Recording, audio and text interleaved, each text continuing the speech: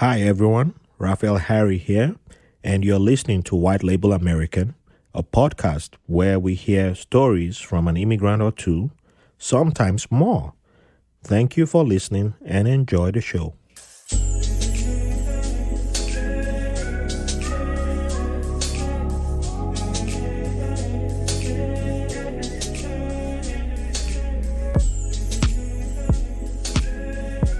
Welcome to another episode of White Label American. Thank you all for joining us today. If you haven't signed up to whitelabelamerican.com, please do. And to everyone who has been sharing, who has been showing love, giving us 5-star reviews, please, thank you, first of all. But please keep them coming because we need more, drives up the algorithm. We are in the AI world now. So, hey, just like Westworld. So, if you don't know Westworld, so it's a show on HBO. So, check it out. But I'm not giving that promo right now. But anyway, let's stick to the plan. Thank you for helping us. But we need more help. So, keep giving us 5-star reviews. And if you have any feedback that you want to give, hey, send us an email. Let us know. We'd love to hear from you. You can do that on the website. Hit the contact button or drop a voice note. We'd love to hear from you. Even if you feel you have a strong view, drop it. And we'll make an episode with your viewpoints. And yeah, even if you disagree, you agree.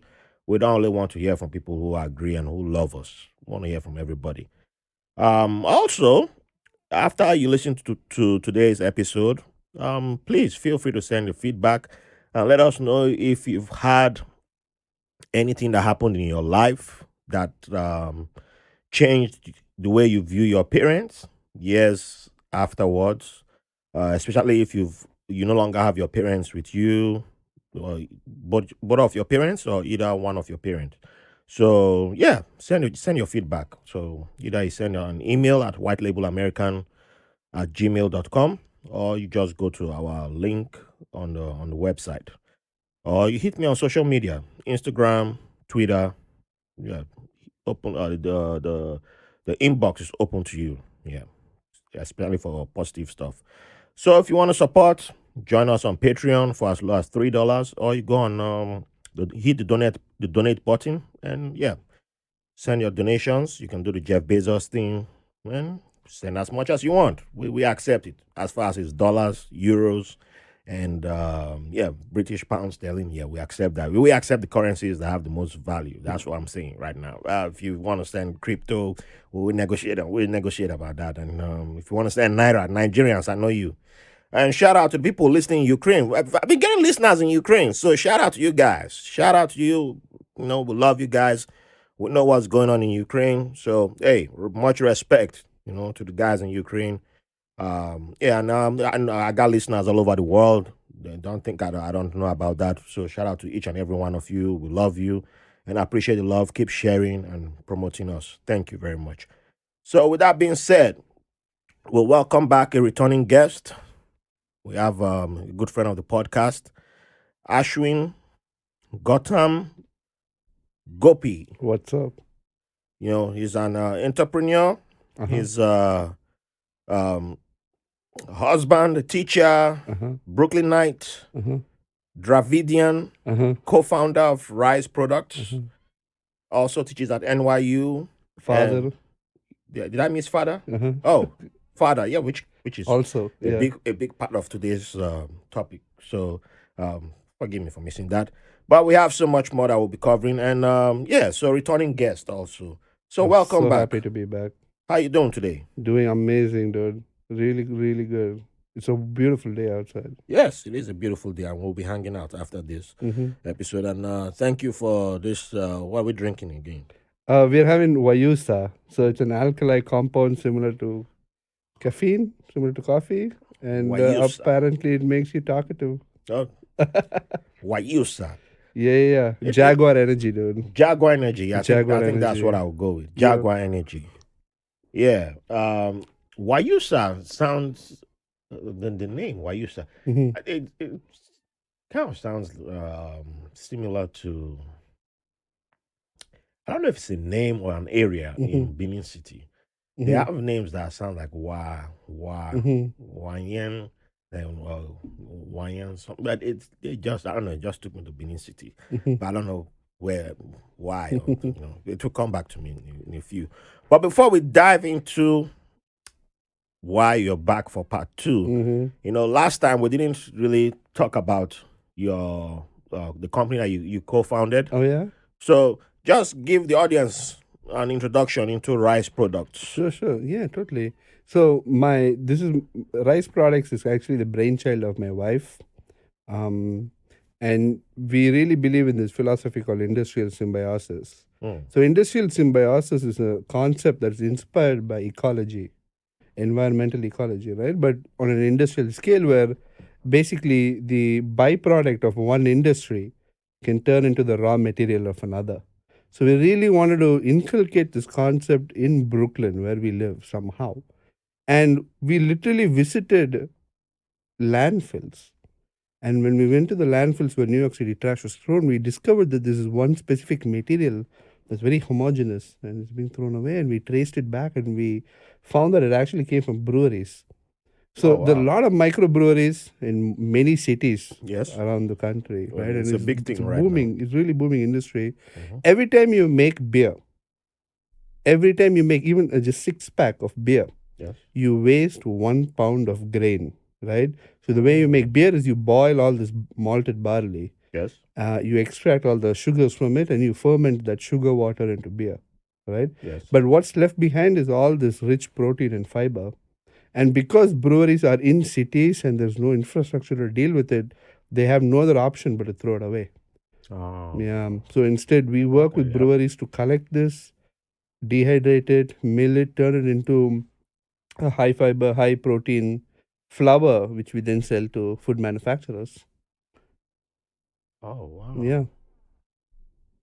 So it used to be a waste product, but now by treating it as a food ingredient and handling it safely and turning it into a shelf stable product, you can actually extend its shelf life and make it have a second life as nutrition for humans. So when the beer the grain is boiled for Mm-hmm. as part of the beer making process, Yep. the nutrients taken from the grain is Mhm. not like how much percentage goes away from the grain. So you lose a lot of the sugar. The carbohydrate is what is lost. Oh. But what is left behind is all the fiber and the protein, the minerals, the vitamins, they're all there in the grain. They're locked in the grain. Oh, wow. Yeah. They make kind of like a barley tea, right? And so what then happens to it? And it's a lot. Just in the United States, just in the craft industry, Yes. they produce like I think 42 million tons of spent grain per year, which is enough to feed the entire population of South America. Their entire nutritional needs can be taken care of from this one source of waste from this one industry. Wow. Yeah, it's an immense source of waste. Now, in many places, it's used as animal feed, right? Because from an infrastructure perspective, that's the kind of the best use that you can use for it. But by turning it into something that's directly valuable to human beings, it's the most valuable usage for it. Okay. And it is food, and it is treated as food up to a stage, right? So why not then continue that and then make it food grade all the way and divide breweries' production lines into a solid and a liquid component. Why should breweries be in the beer business when they can be in the grain business? Wow. Why should breweries be in the beer business? Why don't they own all of the grain? Yeah. Yeah, why only take the sugar from the grain and throw the rest of it out? Use the whole thing. That makes sense. So, with the situation in Ukraine right now, is that having an impact on the grain situation over here? So Ukraine is like a very very important source of wheat, and wheat is one of the ingredients of beer. Sometimes, not all beers have wheat in it. Yeah. So I'm sure it is impacting supply chains in Europe right now. Mm, But here in the US, I guess not, because a lot of the, especially the New York City craft beers makers, they use a lot of locally grown grain. It's all grown within 200 miles. Pennsylvania, central and western New York. In western New York, in Batavia, New York, outside of Buffalo, there is a craft malter called New York Craft Malt, and he is one of the very first craft malters. He buys locally grown barley and malts it, and he supplies it to New York State-based breweries. Wow. So it's pretty local. So there's also an opportunity for this recycled grain Mm-hmm. to provide to help in when it comes to food. Um, what's the word? Insecurity? Yeah, Yes, to help solve the definitely. food Yes, insecurity in the world. 100%. Which is why I now also work for a non-profit called More Than a Meal. More than a And I More think Than a Meal. I've heard of that. Yeah, More Than a Meal is a program which we work with restaurants. So we raise capital and we use restaurants as infrastructure to feed people. We find a lot of the time that with food insecurity, it's not a question of affordability that prevents people from having access to food when they need it. It's a question of accessibility. It's like if you have no time and you are not walking past any place that you can afford healthy food at between your workplace and home, most of the time then you're eating something unhealthy or not eating, right? So then to be able to turn restaurants in, from closed doors into neighborhood resources for meals, I think just changes the way that you think about your neighborhood and where you work and where you live. And it kind of builds those bridges, but also that platform then allows us to then provide people with other resources that they could be missing. And so we're trying to work together with like insurance companies and other nonprofits to um, kind of take care of the social determinants of health, out of which food security is like a pretty big deal, pretty big part of that. Awesome. Yeah. Oh, I just remembered Yeah. something. So it's kind of like we try to do both sides of it. There is an immense amount of food that is wasted, and at the same time, there are so many people who go hungry.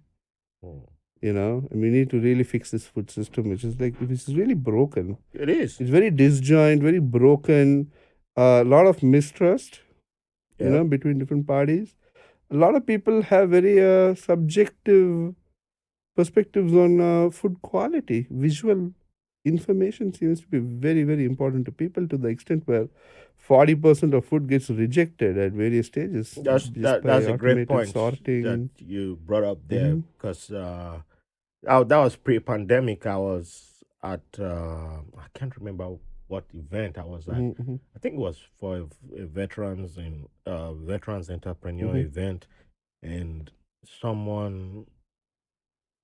I think that was the first time I is it called ugly fruits or something like that? Yeah, sure. And the gentleman talked about his company, either a gentleman or a woman. I can't recall who was the person representing the company, but how the fruits that they market are fruits that aren't the best looking, but actually are still nutritious. They're still good to go, but just because they don't look, as cute, and people think, oh, I don't want to touch them, but they are good. So they're cheaper, but they're good. And I was like, that's actually a great point. And one of the problems with try ugly that. fruit and vegetables is that they come with a lot of packaging. Because they're misshapen, they cannot be transported in the usual ways, the way that the so-called perfect fruit or vegetable is probably perfectly round, so it sits in perfectly in its little packaging, but versus for ugly fruit needs to be packed more in order to protect it from damage during transport. So that's one of the issues also that they have with ugly fruits is it comes with a lot of packaging. They come individually wrapped to be protected from damage and wrapping. So it's like ugly fruits. You see, like it's like we're caught in so many little traps here and there. But it's I it's never due to consider that. But it's due to other reasons. It's more like due to infrastructure reasons and like zoning and like the way we build cities and access.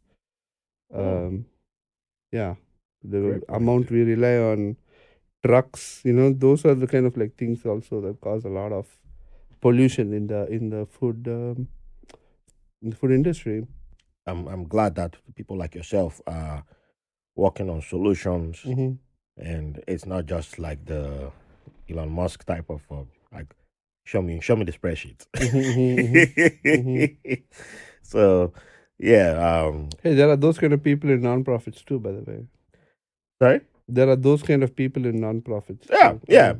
Especially here in New York City. Yeah, I know, but I just had to throw that Twitter joke. A lot of finance and tech bros try to come in and disrupt nonprofits, and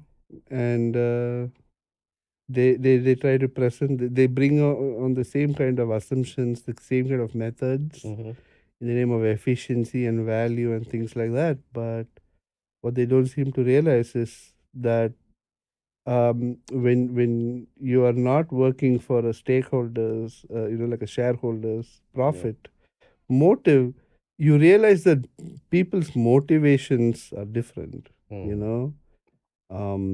and the way you design solutions cannot just be the same kind of assumptions that you have. I mean, there are people out there like scalping people for their data through nonprofits, doing the exact same thing that they do in their apps, but through a nonprofit model.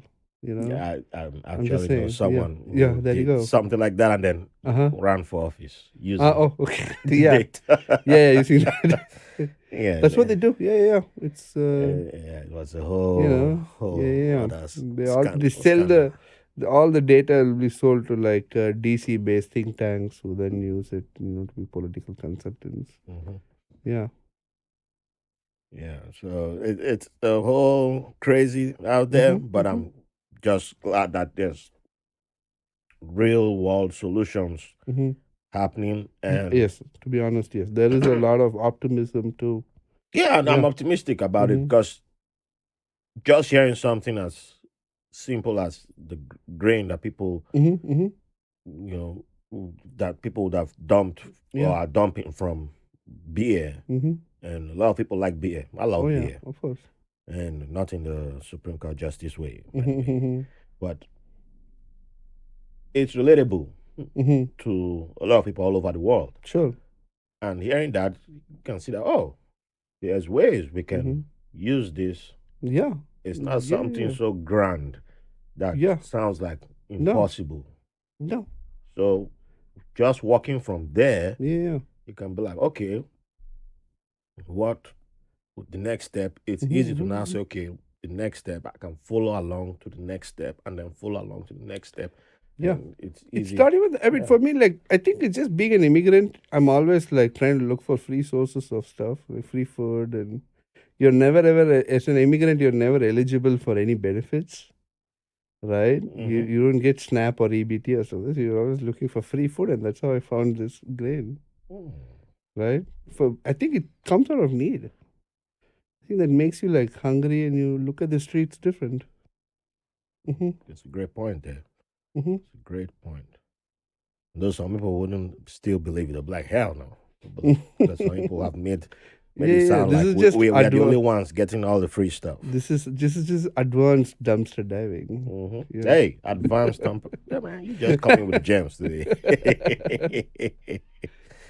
Ah, man, I love that. Yeah. Well, that's my job. So, what are the because you mentioned flour. Sure. Is it?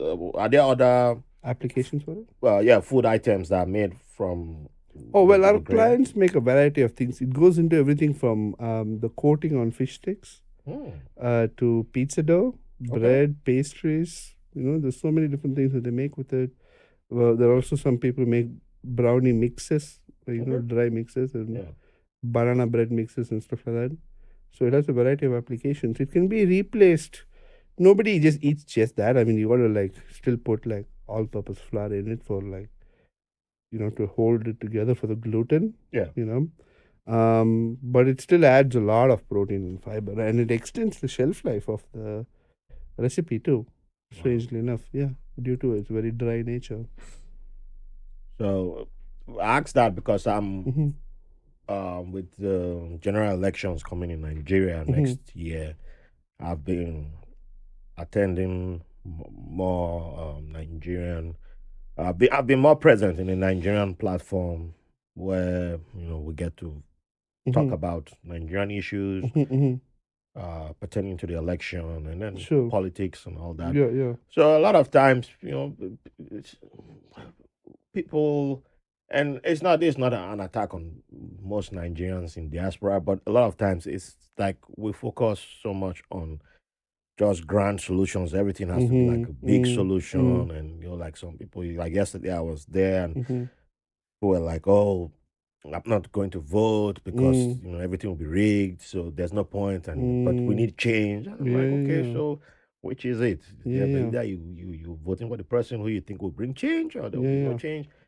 And every time someone tries to bring the idea, like there's there's solutions that can be applied right now, Mm-hmm. and it's not going to mean that all sectors will be changed immediately. Mm-hmm. And it's like people just shut you down. Like, no, no, no, no, no. It has to be something that changes everything, all sectors, all industries. Mm-hmm. And I'm like, I don't think change works like that. Mm-hmm. But I can only offer a solution that might work in Mm-hmm. one industry, and then Mm-hmm. it Mm-hmm. starts to be replicated in other Mm-hmm. places, and other people might, because we were talking about hunger. Mm-hmm. And if Yeah. 1 million people start being fed, Mm-hmm. and the news spreads Mm-hmm. that, hey, this is working Mm-hmm. in this state, Yes. that was, oh, Yes. people can replicate it. Before you know, Yes. 50 million people can Mm-hmm. be fed. And if Mm-hmm. you Mm-hmm. can change the lives of 50 million people Mm-hmm. within 4 years, Yeah. I think a lot of the security issues Yeah. will be solved. But Yeah. For sure. it's like someone, it's like, no, you must come with $1 billion. And Yeah. I'm Yeah. like, Radical change. I'd Yeah. say, well, I don't know. Maybe that's why I will never hold office. Or Yeah. I mean, at some point, it's not even political. I mean, really, I feel like there is this feeling of hopelessness yeah. that we are suffering from. That I think is the thing that fentanyl, guns, abortion, whatever, all these things, what they and political apathy, all these things, what they have in common is hopelessness in Yes. the center, which I think is the main disease. And and to address that, it cannot be a political solution. It has to be a cultural understand. Like kind of like I guess some sort of like realization and the creation of some sort of species based identity at some point. We need to hit that point pretty quickly. We are heading there, but there are so many of these hurdles that keep coming up to prevent that from happening.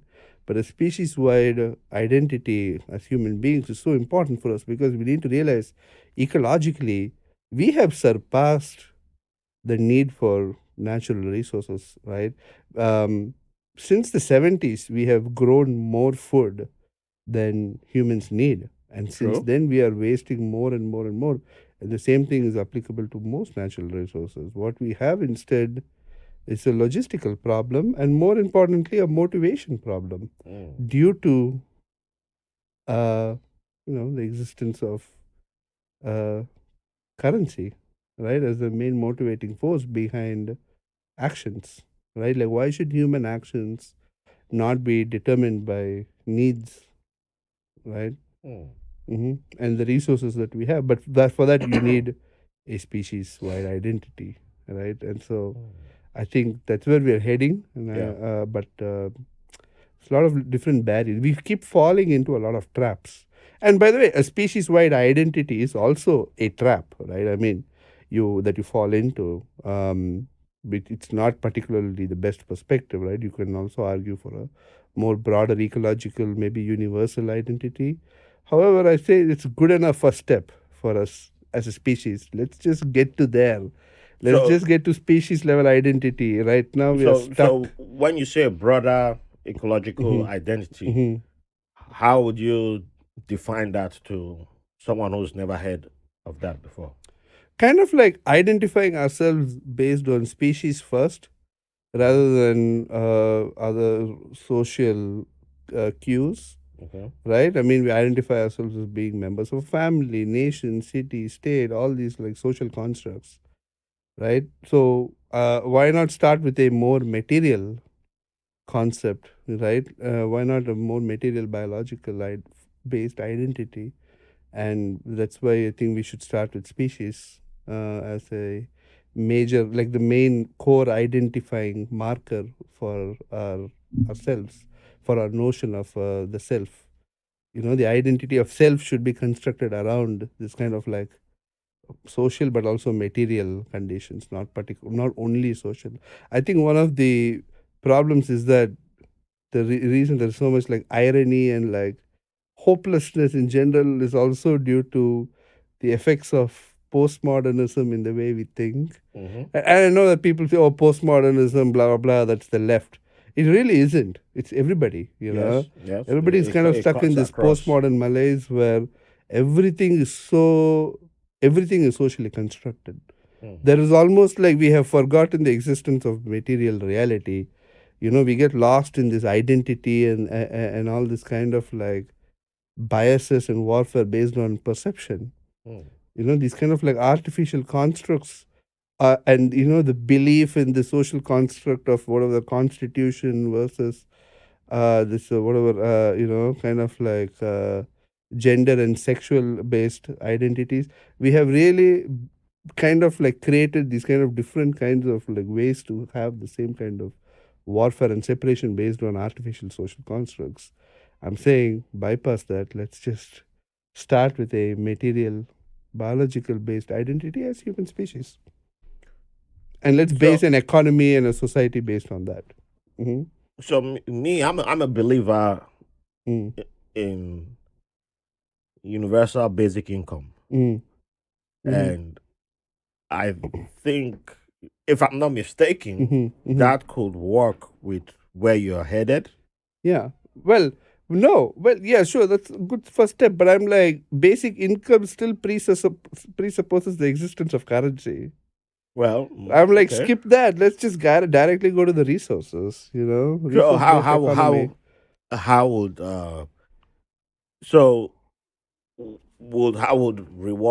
would people be rewarded for their labor? Why should people be rewarded for the labor? First of all, so why should people be rewarded? Be automated? Labor is its own reward, I think, and you know, why should labor be rewarded? I just don't know why it should be rewarded. What is the reward? I mean, the reward is a functioning society and a thriving human species. You know, if you had a species first identity, labor to benefit the human species would be its own reward, like an ant. Yeah. I might have to look into that deeper, because that sounds way too good and utopia for me. It's also very scary, right? I mean, you do lose the sense I don't know if it's scary. Individualism and things like that. But then, why is individualism so important? Who said it's important? I think that itself is like, let's question that. Yeah. Like, why? I want to be an android. I want to be an android. Basically, I want to be a robot. Okay. You know, so I just want to be a unit. I want to be a battery that plugs into the matrix, right? Why am I expected to be a unique individual being? That's too much.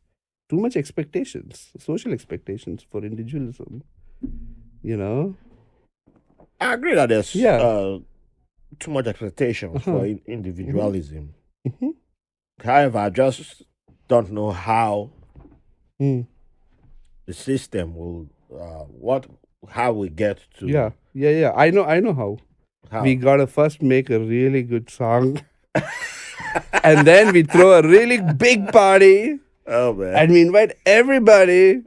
We change the world. You know, I have no idea. I don't know. For that, you gotta ask somebody who's like whatever relevant in culture. I guess I don't even know what culture is. Like there's so many definitions. Yes, we can explore the various artifacts and the values and assumptions of the different in-group and out-group boundaries that we draw and blah blah blah. But what the hell is culture, and who who's influential, all that, like I'm the wrong person to. Hey, I have no idea. that's me. Like I'm a if battery, but I'm unplugged. I'm the battery is rolling on the floor right now.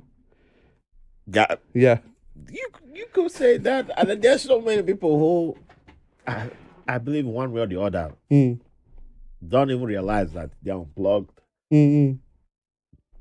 But I just still say, man, if many people realize, like, that there's a reason why I brought up that forum that I always go on to contribute, because there are times I hear people talk about, there's this line that keeps coming up a lot. Like, the other day there was, I actually missed this session. There was interracial marriage that came up, and the host actually wanted me to attend because he always loves hearing my viewpoint, because he knows my viewpoint is one of the it's in the minority. Yeah, which is the anti. Yeah, so yeah, it's you're kind of like anti-mixing. Yeah. So a lot of people were like, and it's stuff that I've been hearing since childhood. And it's like, yeah, I'm not against interracial marriages, but I don't see how I can get married to somebody who's not from my culture. I need to be married to somebody who has culture. And they were saying all this and all that. Yeah. And I was just like, but it's on that day, it's a platform where it's just for you to say what you have the floor. So everybody just says, so the moderator is only there to say, it's you next. He doesn't say anything. And if I was there, I would have, the only question I would have asked is, everybody keeps saying, I need to be married to my culture. They're all from different tribes in Nigeria. Yeah. But I need to get married to my culture. I need to be married to somebody who has culture. So you're denying that the other tribe has culture. You are only claiming you have culture. And then a bunch of them kept saying, I can only get married to an African. Yeah. And then they raised the rest of Africa to my tribe in Nigeria. And I'm just there. And then so I'm like, okay, I don't even mind marrying somebody from my tribe who grew up in America. It's not the first option, but I'd rather go get married to somebody in Nigeria from my tribe. But I'm like, wow, very specific. It was just funny. Yeah, marry your cousin. Funny. That's why I'm telling you, it was good advice. Marry your cousin. Such simple. I was just laughing. And, I once met someone on Clubhouse. There was an argument going on. Somebody called me, and I came, and this guy was not allowing the woman to speak, and she finally spoke. She was making sense. Finally, they got to this same marriage relationship, and she was like, "Oh, I'm single. I brought a guy from Nigeria. He came, and we had a kid together. Unfortunately, it didn't work out. He turned out to be trash. Blah blah blah. Now I'm single, but I need to get married." Okay, so what are you looking for in a man? She says everything, and then at the end. Oh, I can only get married to somebody who has culture. I can't get married to these people who don't have culture. So I must get married to a man from my tribe, because we are the only people who have culture. And I was like, okay, so the funniest thing, she's from the Yoruba people outside of Nigeria. Yoruba has a large population in Brazil. Yes. So you ruled out Yoruba in Brazil because you said the only place you find Yoruba is in Nigeria. So they don't have culture. And we know a lot of Yorubas in Brazil do travel to Nigeria to attend Yoruba festivals. Every year we see them, and you see Nigerians posting the photos like, oh, look at these people. They always come home. It's great to see this. We love it. And I was wondering, there's Yorubas in Cuba. There's Yorubas in all these places. And you don't even know, you are not aware. Yeah. Because you've that wall, you've created that wall. Yes, yeah. And the more she kept talking, I was like, wait, who are the people you keep referring to that don't have culture? Yes, are you referring to black people in America? Yeah. She's like, oh, no offense to them, but it was slavery that made them not have culture. So I get it. They're always going to club. I don't do clubbing, and I was like, how many all the Nigerians I know go to clubs? Yeah, of course. They go clubbing. Of course. Who are the black people you're talking about? You're talking of Americans born here that I just started laughing. I was like, yeah, good luck on your search. Because actually, at first, I was thinking of hooking her up with somebody, like introducing her to somebody in her town, the city where she lives. And I was like, oh, good thing I never made that mistake. Because I would have got a phone call later on. It's that simple. Yeah. So no, I was. It was just sorry. I was just like, yeah, you haven't talked to somebody, you haven't talked to people. You have no idea. And there are so many people that I've met and I've spoken to, and I was like, you guys sound like people I know from Nigeria. You guys do it like that too? They're like, oh, you guys do it like that too? I'm like, yeah, but you guys are from India, you guys are from China, you guys are from wherever. And they'll be like, yeah. So, oh, wow, you guys eat like that? One day I went to my friend's house when she was living in Astoria, and they had a rooftop party. I think it was July 4th. I can't remember what year, but way before it was time for fireworks. And we're hanging out on the rooftop, and then we're about to head down. And I saw one of our neighbors roasting plantains. And I saw the way this guy was roasting plantains. I was like, I've never seen a Latino roasting plantains like that. I was like, why you roast your plantain like that? Like, oh, that's how we do it. I was like, oh, the last time I saw plantains being roasted like that was when I was back home. He was like, where's home? I was like, in Nigeria. I was like, hey, man, we're family, man. You know, that's how I'm pretty sure, you know, we have a tie somewhere. And he's like, what do you eat yours with? I was like, oh, well, one part of the country, I know they eat theirs with groundnuts, which you guys call peanuts here. And my side, they eat it with with roasted fish and sprinkled with palm oil. And he was like, oh, wow, I would love to try it. And then we started talking. He was like, hey, man, why are we even talking? Have some. And he offered me some. And I never saw the guy again, but that was it. Just from there, that was a cultural exchange. And threads. If today I started saying those people don't have culture, I think he was from Dominican Republic. Can I now come out and say they don't have culture? No, how can you say that? How can I say that? So it was just funny when I'll be hearing other people talking, and I always ask them, like, how many people do you talk to from other countries, other places? How many friends do you have from that place? It's like when a white person talks about racism and all that, and I'm like, do you have black friends? How many black friends do you have? Like, how many black friends can you call right now? Like, oh yeah. No, I'm not racist. I'm not asking if you're racist, but do you have black friends? You know, black people in your life, actual black people. Do you have them in your life? You don't. So how can you really know their experience? How can you? We don't. You know something I realized. The first thing I wanted to respond is, unlike that guy, for a very young age, I was like, I'm never marrying an Indian woman. I can't do it. No way. There's no way. You know why? Indian women always try to improve you, you know? And I'm like, how can you perfect? This is perfect. You can't improve this, you know?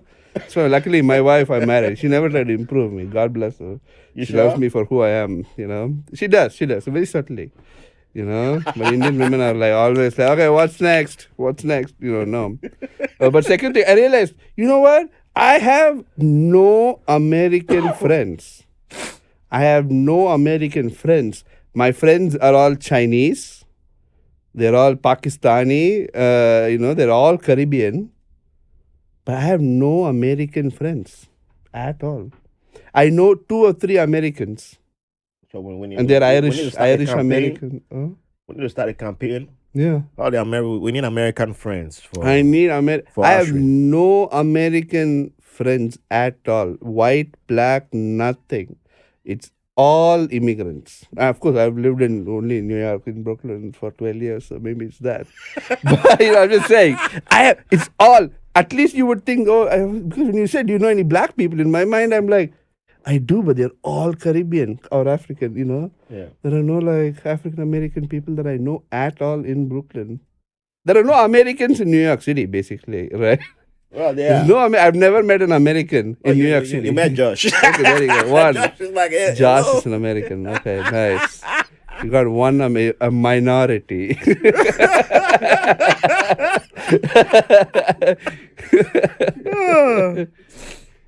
Okay, so anyone listening, if you want to apply, if you're American and you want to apply, Yeah. reach out so we can hook you up. I want to interview. Let's Ashwin. interview, We'll interview you. an American. We'll set up an I have a interview. lot of questions for Americans. Yeah. Do you watch Atlanta? Oh, I love that show. Yeah, very good show. So Very you saw the Rich Wiga, Paul Wiga nice. episode? Which one was that? The was it episode 9? Where the black and white episode? Yeah, yes, yeah, definitely. That's what it just reminded me of, where where the kid was being interviewed. Yeah. Oh man, we're gonna have our interview for any American applying to be Ashwin's friend. Yes, you're gonna face your interview. Yeah, and I'll be on the panel definitely to make sure. Yeah. And they don't have to be white or black. They just gotta be red, white, and blue. Yes. Yeah. That's all. That's all we ask. Yep. But you're gonna face questions. Oh yeah. Good questions. And it will also help you if you've given Show me 5 me stars. your gun. Yeah. But what kind of gun do you? If you've given me 5 stars, that might help you. That might help you. But and donations too. That might help. I'm not saying I accept bribes, but I'm just saying it might make you look good. But we'll see your guns. Yes. Well, there'll be questions. I want to see your Ford F-150. Yeah, damn right. Damn right. You better know how to sing your country music. And, we won't give you all the questions right now, but no. Yeah, we'll test you on everything. Just a teaser. Yeah. Which is your favorite Middle Eastern country to bomb? Ooh. Yeah.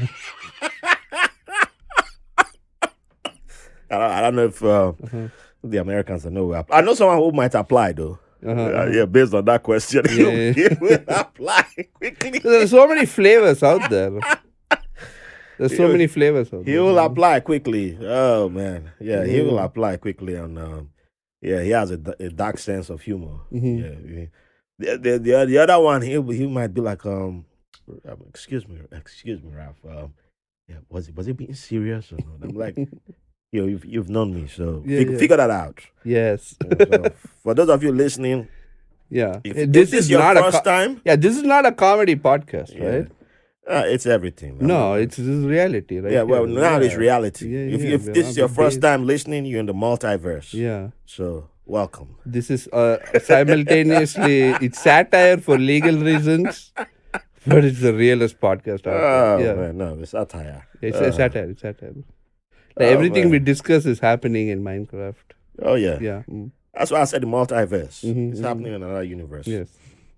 So, we are going to take a quick break, and then when we come back, we are going to dive into the main juice. You're going to spill the main juice. Hi, everyone. We've made it 2 years, and who would have thought so? So, let's go further and make it 3, make it 4, make it 5, make it 6, who knows? 20. But we can't do this without your support. So join us on Patreon at patreon.com/whitelabelamericanpod or linktree.com/whitelabelamerican. Go there and you'll see our Patreon link, and you can join us for as low as $3. We have bonus content, we have bonus materials. There's so much juice over there that we don't release to the public, and you can contribute in making this podcast better. You can send questions, you can send your ideas, and also there's a lot of new things that are coming. The announcements are made on Patreon first, because we have to, take care of people who help make this podcast possible. So you can be the one to make this podcast what you want it to be. Come join us on Patreon and make it what you like to see. Join us, make it fantastic. Keep the 5 stars coming in, keep the love coming in. Thank you for the privilege of your company. Okay, welcome back. So, Ashwin, last time you were here, we had a great episode. And after that, you got some news. Oh, yeah. That kind of changed your perspective on certain things. So what was the news that you got? Wow. This is like, I don't even know what you have on your screen over there, but I'm going to go with my autism diagnosis. Yeah? Is that it? Awesome. Okay, yeah, we can talk about that. Yeah, I found out I'm autistic. My son had speech delays. And so we were getting him tested. Good. Okay. And, what we discovered along the way was that as we were doing his test is that we were getting him diagnosed for autism. And the person doing the diagnosis looking at me and she's like, hey, by the way, I think, Dad, you need to also go get yourself checked. I'm like, why? She's like, you're nodding yes for every answer, for every question. Oh, wow. And you need to get yourself checked. So then I had to get myself diagnosis, and it turns out that I'm autistic. And it's like, it was like so life-changing for me. If everything in my past suddenly kind of like fit, it made sense. A lot of like experiences and, So just you nodding, like, is it yeah. that you were doing the stereotypical Yeah. Indian I was doing the head nod? No, I was. Hey. There was a joke out about that when I was in the Middle East. Oh my God! Did you literally just call every Indian person autist? Hey, I had to make sure. Because that was a joke that one of my Indian buddies, when I was in the Middle East, oh my made up God, with that you really head got nod. me with that one. Yeah, Oh. I think it was my Indian. Yeah. It was my Indian chemistry professor Uh, that had a joke about that. yeah. About the head nod, but it was actually the other way, saying no. Yeah, but yeah. He's saying yes when saying no. Do you understand the Indian head nod? Do you know what it's about? The Indian head nod? Okay, so Indian people sometimes are more fine with ambiguity. Oh. So it is to have an expression to express ambiguity. So for instance, the meaning of the Indian head nod changes with the intensity with which you shake it, right? Yeah. So for instance, ask me if I like your cooking. Do you like my cooking? Yes. So the vigorous Indian head nod is enthusiasm. But now again, ask me. Do you like my cooking? That's ambiguity. That's neither yes nor no. It's more like, yeah, it's okay, it's fine. I don't want to give you either answer. I don't want to commit to saying yes or no. I don't want to offend you. So I give you the Indian head nod and you can interpret it to whatever degree you want it to. Wow. That's up to you. So you don't lose face. And so it's to introduce ambiguity into a relationship. It's too late now for me to go back to Bahrain and be like, look here, man. I know what you was doing. I know. Yeah. I need a time traveling teleporter too. Telepath. Take me back. Yeah. Wow. So yeah, I got the diagnosis and everything made sense. And then I was like, how do I embrace this? And I realized, like, okay, fine. Then if I am truly like faking every social interaction that I'm having, then why don't I just fake being the person that I like being? So it just gave me so much relief. And I felt I've been like so free. I've had this sense of like freedom and agency, which I did not have before. Like so many things make sense. A lot of conflict. Conflict with people, conflict with institutions, my inability to grasp things that other people take for granted, my very good ability in research skills. Yeah. I am not a good researcher. I just ask questions about things that other people take for granted. And that makes me a good researcher. Wow, Yeah. okay. Yeah. Can you give me an example of that? For instance, like one of my very, like my whole research topic itself is about employment, right? My whole PhD dissertation, by the way, I did a PhD at one point. My whole PhD dissertation was about the role of technology, but specifically as it relates to changing notions of employment.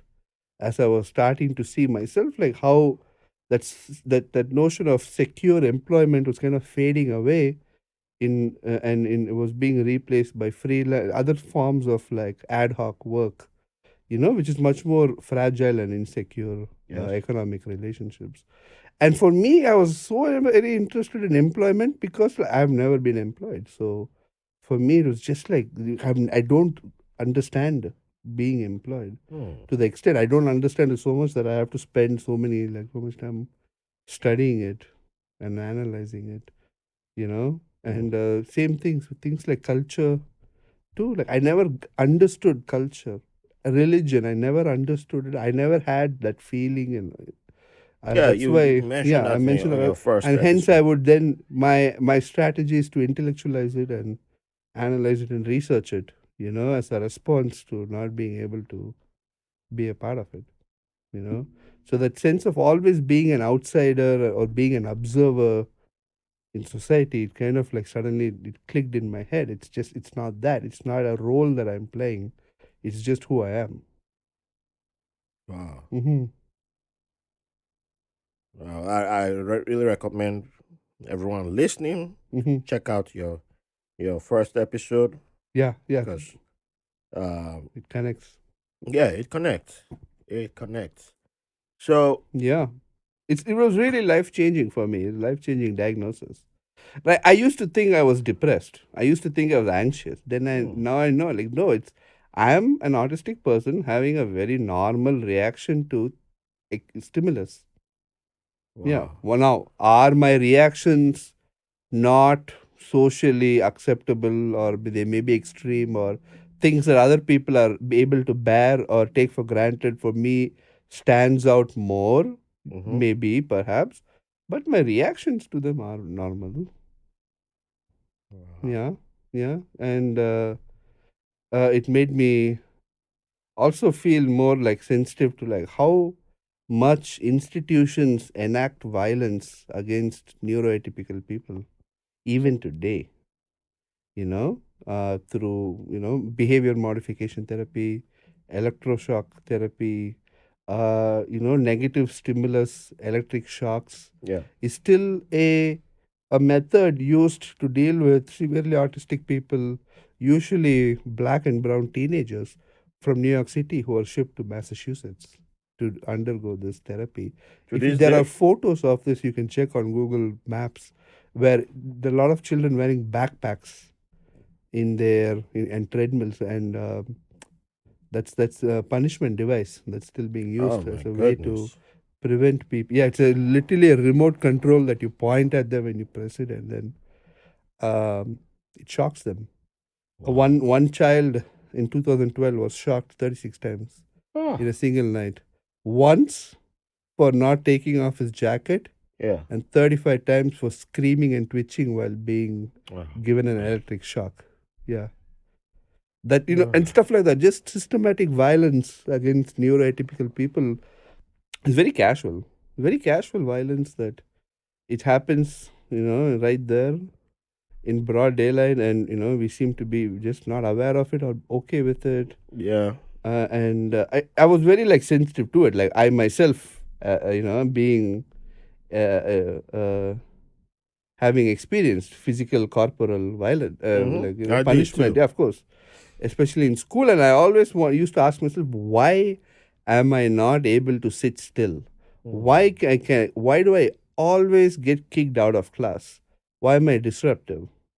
And now I kind of understand it. So I kind of get it. Like it must have been very difficult for my parents and my teachers and whatnot. Like from an institutional perspective, when you're trying to maintain as much benefit at the lowest cost to the most number of people, it's hard to deal with the outliers and the disruptors, and so you enact violence or exclusion, social exclusion as a strategy, like you can't deal with it.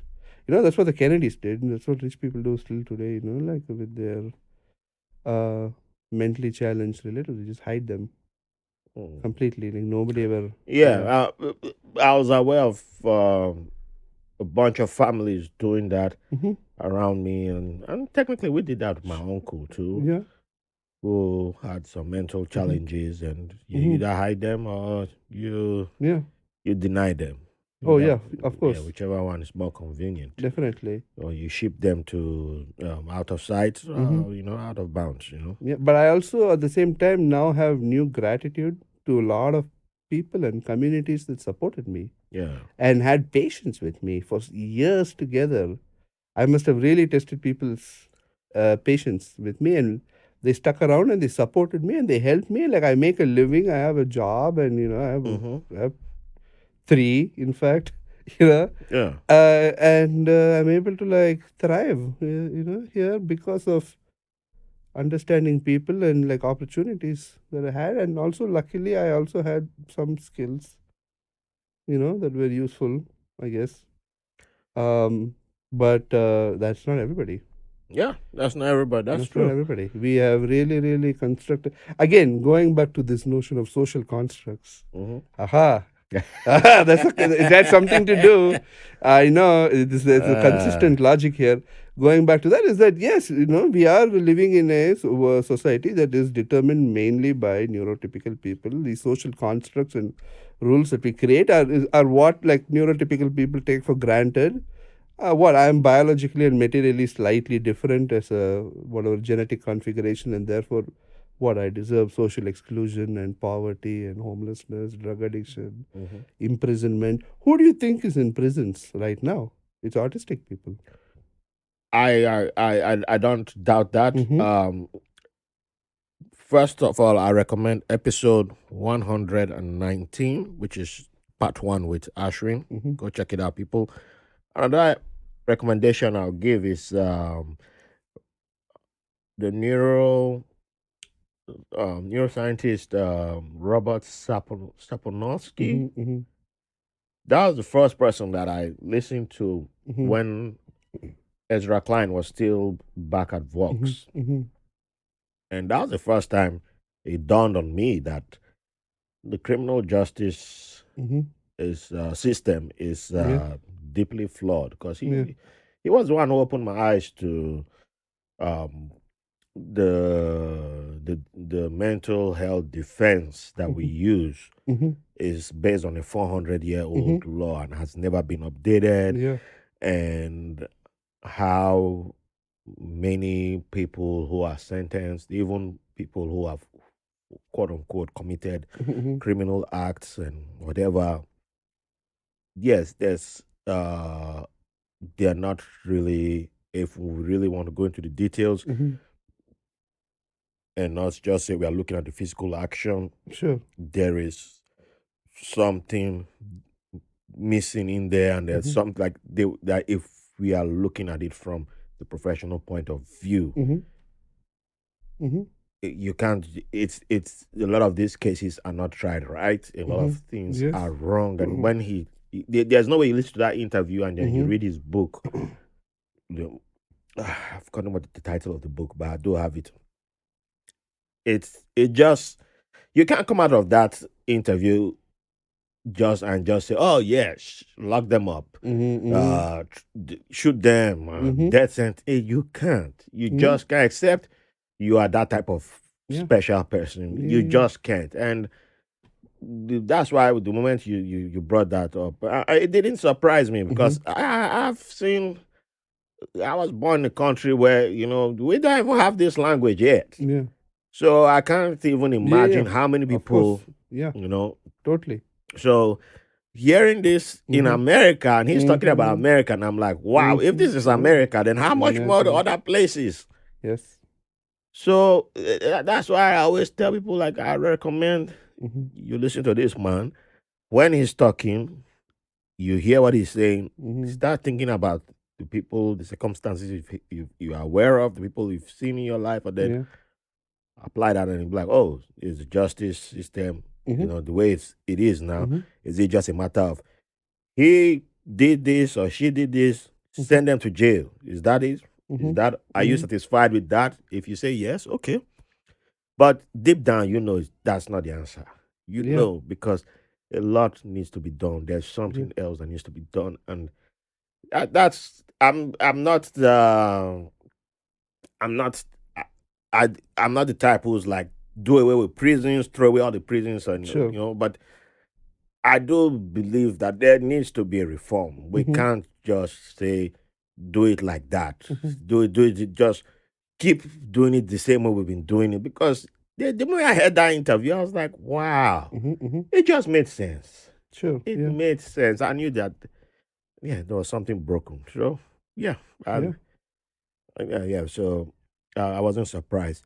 So, how has this this diagnosis how has it affected your self image? Mm. Although, even though you've talked a little bit about it, Mm-hmm. but how has it affected your self image and um, how your parents raised you? Looking back now, how your parents Yeah, raised yeah, you yeah. and how you're already parenting. Uh-huh. How has it Oh, affected yeah. all that?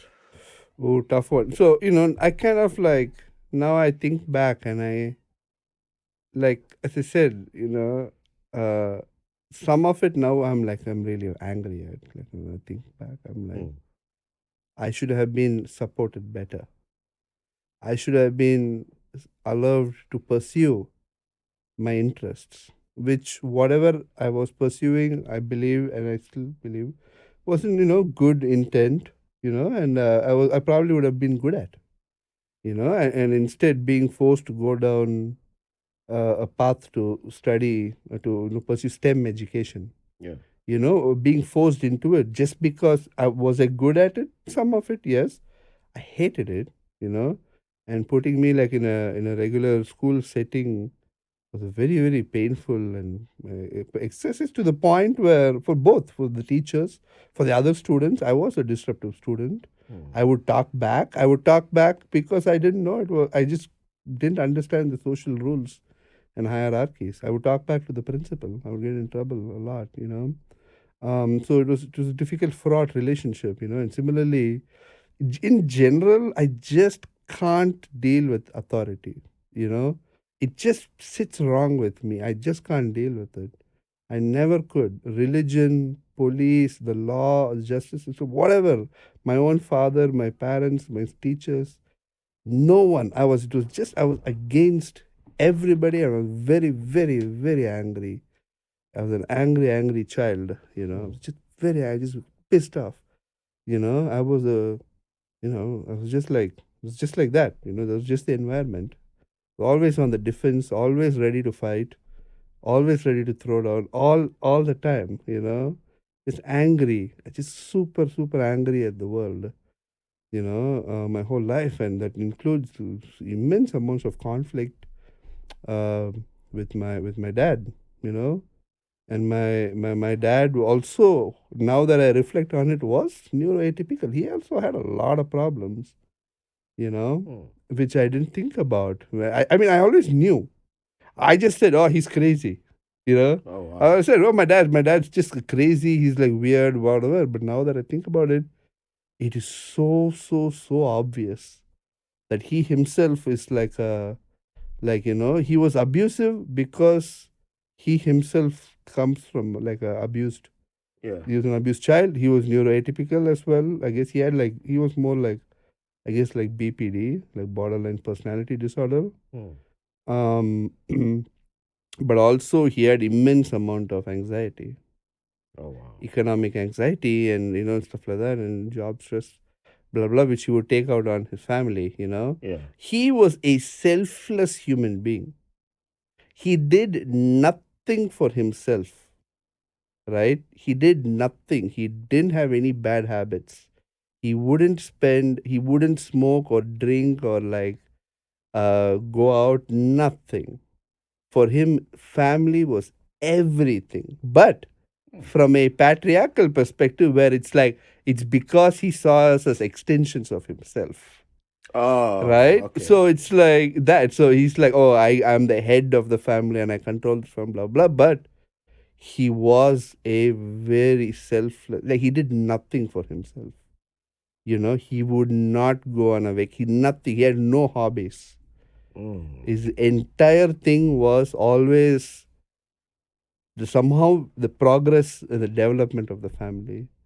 So he was really, really obsessed and very controlling about that. So it's really like good and bad things that I Yeah. can kind of like acquired through that, warnings of how not to be.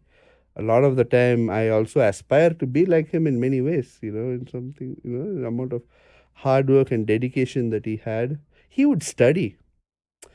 would study even when he was in his 50. Every day he would study. He would write exams. He would get new licenses for aircraft. He was an aircraft maintenance engineer.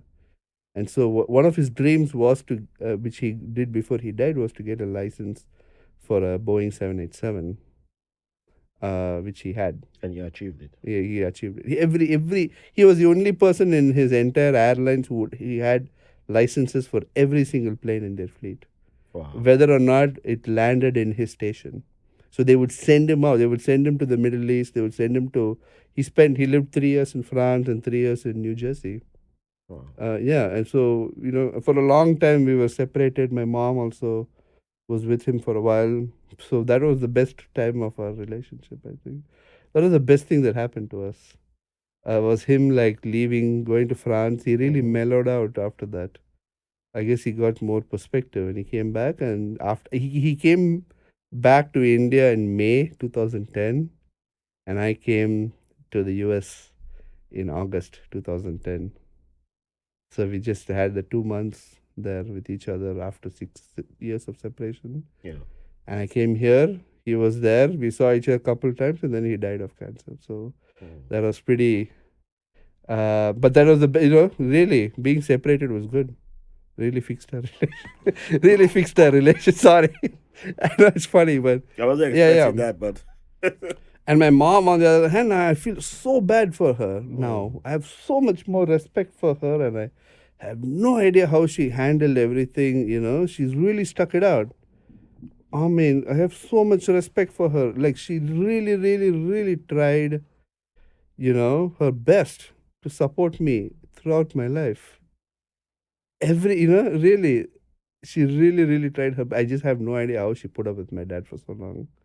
How did she have the patience? It's just. I think it ties to our patriarchal society. Yeah, there is just no other alternative option. Yeah, basically. When we look back, I remember when I was already becoming a young adult when just about to become a young adult when I began to find out that my mom had been previously in a problematic relationship with the dad of my elder brother. Yeah.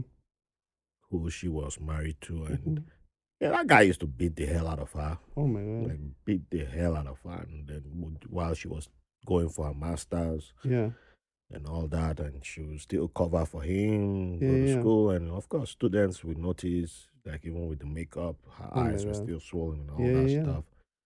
And I was reading all that, but I was mad at my mom. Like, why were you covering for him? Yeah. Why were you all that? But she already had a baby boy. Yeah. Of course, she was supposed to be a good wife. Yeah.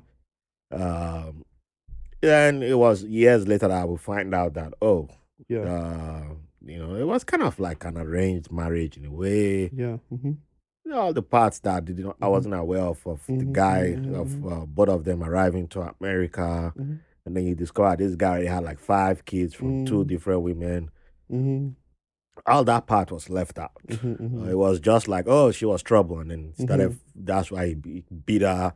So you're like, but maybe if you were a little bit nicer, maybe if you were. So you're having those type of viewpoints because obviously the woman said something. That's why the man beat her. Then you're like, wait, there was how many kids? And actually, it's even more than 5. It was almost like 10. I'm like, how many? Where this man getting all these kids from? Because my brother got, I don't know how many siblings he got, but they're all older than him. And I'm like, what? When this man was having all these kids? I don't know. Yeah. But somehow you're discovering them. And I don't know where the money was coming from to take care of them. But, so, of course, there was going to be fighting. But she was stuck with him, and I guess one day the beatings were too much. But obviously, I guess the other women went through the same thing. So it was like actually 3 women. Oh, my God. And that man had more than 10 kids before my brother. Oh, yeah, wow. So, actually, it made sense when he died. Like the first 2 did not were like, good luck with him. We don't care. And it was the ones in Nigeria who were like, he has died, and we need to bury him. And I'm like, well, him and that. So. But a lot of women put up with some stuff, and I get it the way she talks now, 100%. and she wants. I'm like, I'm not you. I don't have to. And my daughter doesn't need to go through that. I'm not. The first thing that I'm teaching her, you're free to go. Yeah. You don't have to put up with that kind of Mm-hmm, thing. mm-hmm. But it's Yeah. that patriarchy they grew up under, because Yes. my mom Definitely. was an abnormally for her time. Mm-hmm. Mm-hmm. She came when they kicked out Mm-hmm. Nigerians from Ghana, where she grew up. Mm-hmm. Excuse me. She moved to Nigeria with a university degree. She was ahead of so many men. She was a threat. So a lot of men were insecure, and then she would come back from the United States with a master's ahead of a lot of men Yeah. again. We are from a minority tribe, so you have to be married to your culture, right? So how many men could? Not many of them couldn't, and except you want to be like second wife or third wife, kind of thing. So the options were limited, and then you now find, okay, this one's educated, maybe it could work out, and you end up with a monster. So yeah, that's it's, and then the shame, the stigma, because if you want to divorce, oh well, you are very picky, that kind of thing. So, and then you don't even realize that maybe the man should be seeing a therapist. The man is actually No, all and that they kind of won't. They thing. won't. Well, of No, course, they never would. it's like the ones who are impotent. Yeah. It's never the man's fault. It's always the woman. You can't bring children. Oh my and all God, that. So there's so much. There's a whole bunch of there's a whole other layer there. So Dude, that's the thing. It's like it's this conflict with me, because like my father was incredibly loyal, right? He was incredibly loyal, dedicated, loving, hardworking, and like he's very strong moral fiber. But abusive. yeah. He had no bad habits. He would really selfless, to the point where we would be like, oh my God, just go get some friends or a hobby. But Do those are the something. type of men who, when He's if the woman were Yeah. to complain about him, Yeah. they will say, "Are you not happy? What are you complaining about? Do you? Yeah. We will kill for that type of man. Exactly. We'll Yeah. kill." So it's Yeah. hard to even say We'll be like, he's oh yeah, but abusive. my husband beats me every day. Your husband never beats you. Because it's And like, I was like, but yeah, he I would doesn't rather smoke. be He doesn't drink. doesn't smoke, doesn't drink. What He are you stays complaining at about? home. Yeah. What are you complaining about? My He comes dad home from work. would never spend money on himself. He would save and scrimp, That sounds like my mom. My mom did and that too. he would just invest money, and that's all he would do. And really, My mom invested the money on her siblings and the whole community. That was the only difference. But it was part of the family. You have to take care of family. I think she was the Vin Diesel before Vin Diesel. So it's just I learned a lot, but at the same time I was like, no, I'm never gonna. And for me, that was also a big deal. Was also for me, it was like, I used to blame his job. I'm like, his job is so stressful. Yeah. And they used to treat him like shit. And he would also face a lot of caste-based discrimination, and because of his language and his race and his all that. So he would face that in his organization, which was dominated by North Indian people. So there was a lot of that as well, so political stuff. And so for me, that was a big motivation to never get a job and be an entrepreneur. Yeah. Wow. I was like, I will work for myself. I will not get a job. See, and that's another. I was like anti-authority. Another similarity again with a lot of Nigerian, where they will say, "I'll not work for any." Some will say, "I'll not work for any white man." Some will say, "I'll not work for anybody. I'll be my own boss." I'll be my own boss. Yeah, I used to say that all the time. When they say that, I'm like, you know where I've heard that? They're like, where? I'm like, the other people will say that too. You're not the only one. Like, what? Other people say it outside of Nigeria. I say, yes, you're not alone. And my dad would say, oh, yeah, you want to be your own boss? Show me. Do it. I'm like, wait. Okay. So, it was part of it too. Wow.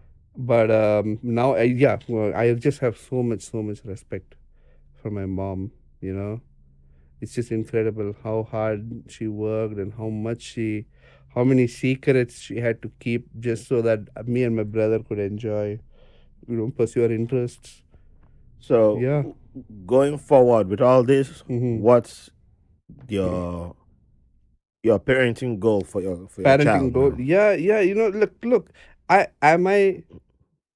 able to escape the patriarchy? No, I'm not able to escape the patriarchy. I still have those drives and desires and ambition and things like that, which, you know, uh, which I have, which where the cultural expectations of like being a man and providing, earning, saving, investing. There is a saying that a man should provide for 7 generations.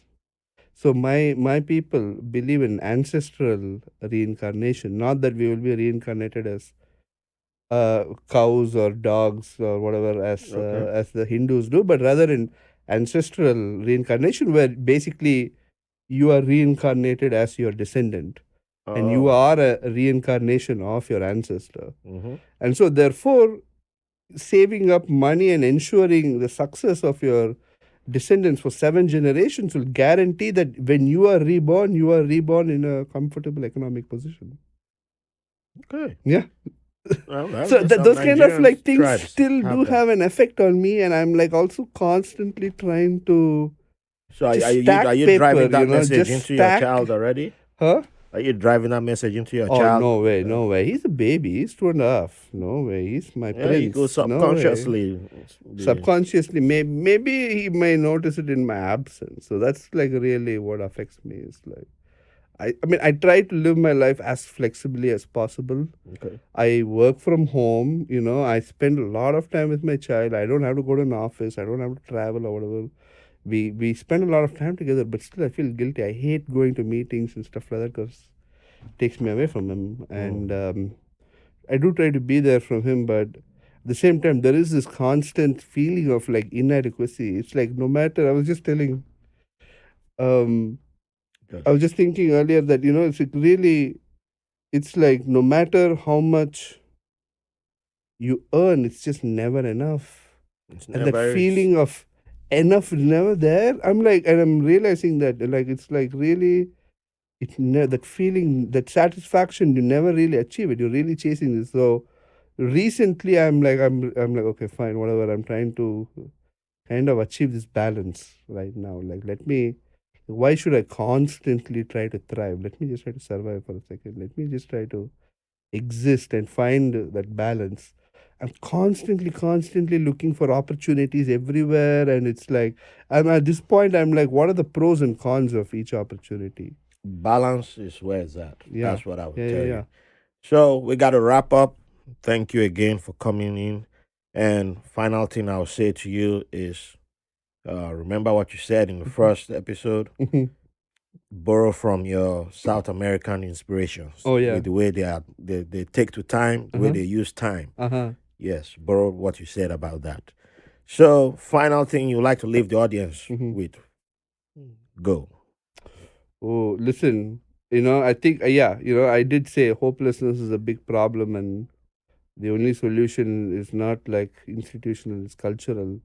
But I think maybe, I don't know, that we could do something as individuals. Also, we can take a little bit of responsibility in instilling hope both in ourselves and in others. I just want to leave people with the possibility of hope itself. It's an option. It's an option. We can consider it, at least, and it becomes difficult to do it by yourself, which is why, I think seeing it from another person's perspective is so important. There's always an option.